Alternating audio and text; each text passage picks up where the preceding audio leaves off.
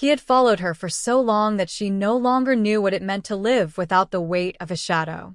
To the casual passerby, Margaret looked like any other middle-aged woman making her way through the world, groceries in hand, phone tucked against her ear, hair swept back in a hurried bun.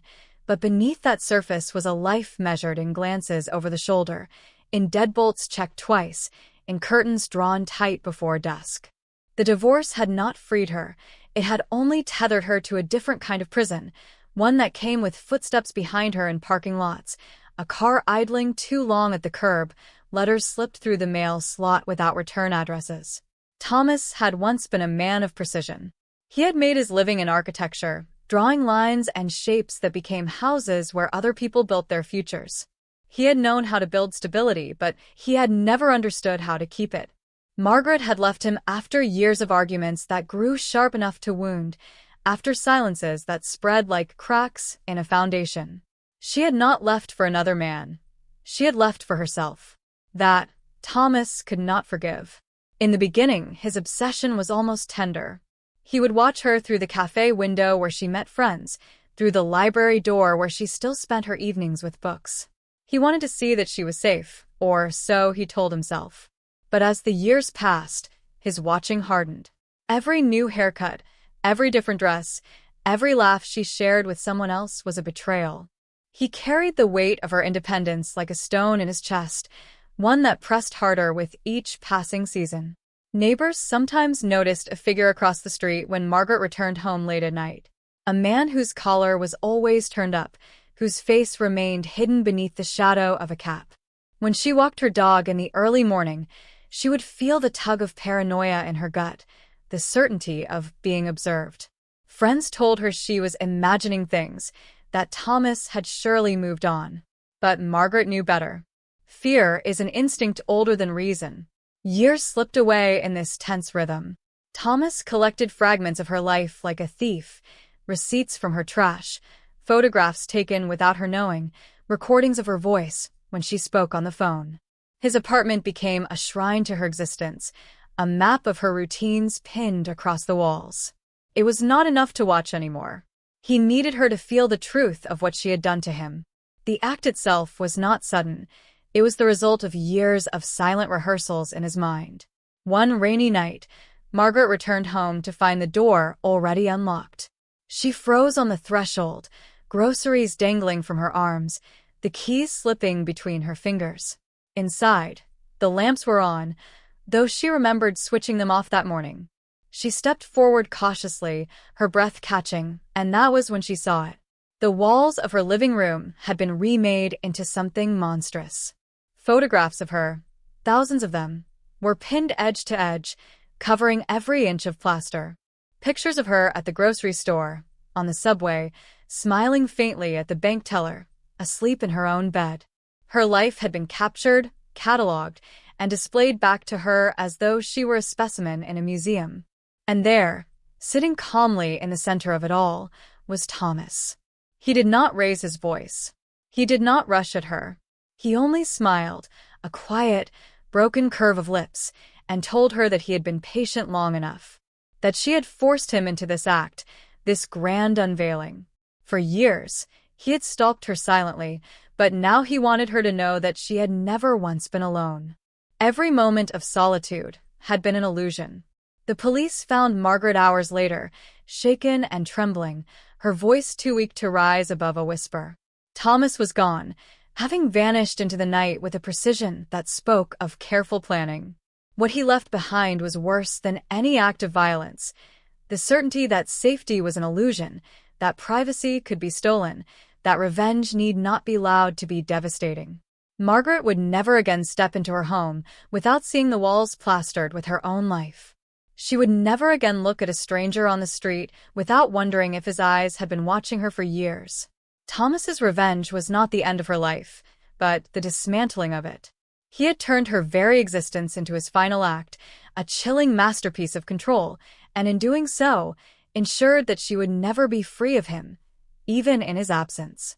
Thomas had always believed that love was a matter of possession.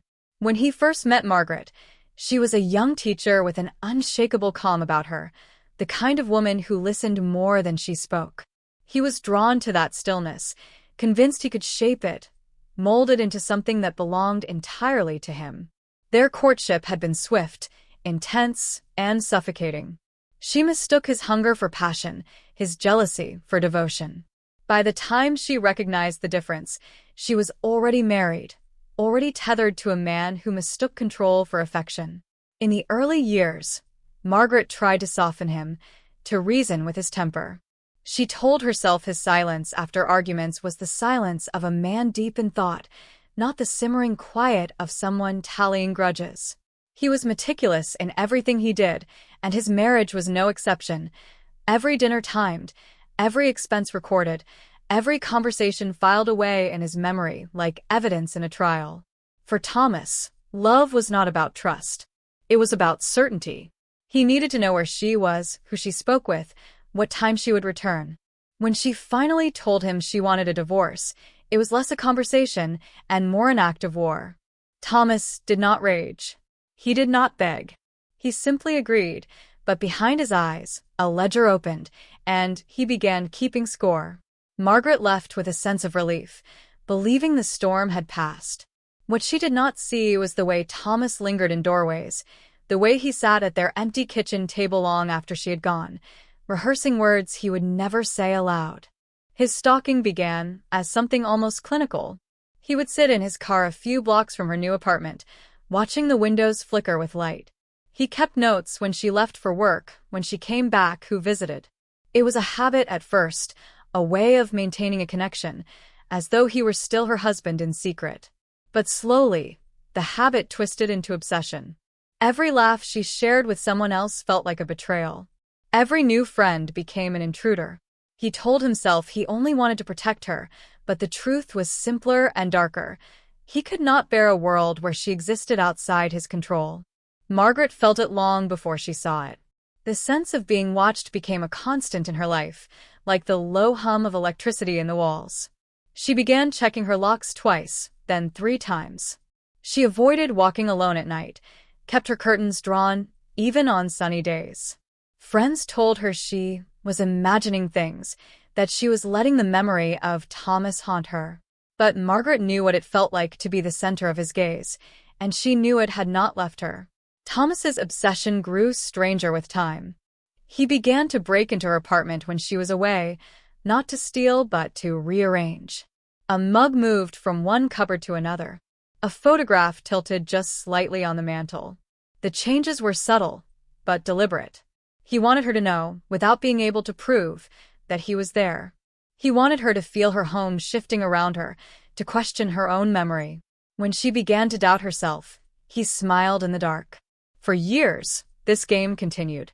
He grew more daring, more creative. He recorded her voice when she spoke on the phone, splicing together sentences into new meanings, then leaving them on cassette tapes at her door. He sent her birthday cards with no signature, only messages written in her own handwriting, traced from discarded notes he had stolen. Each act was meant to erode her certainty, to unmoor her from her own life. Then came the night of the shrine. When Margaret walked into her home to find the walls covered in photographs, the sight broke something inside her.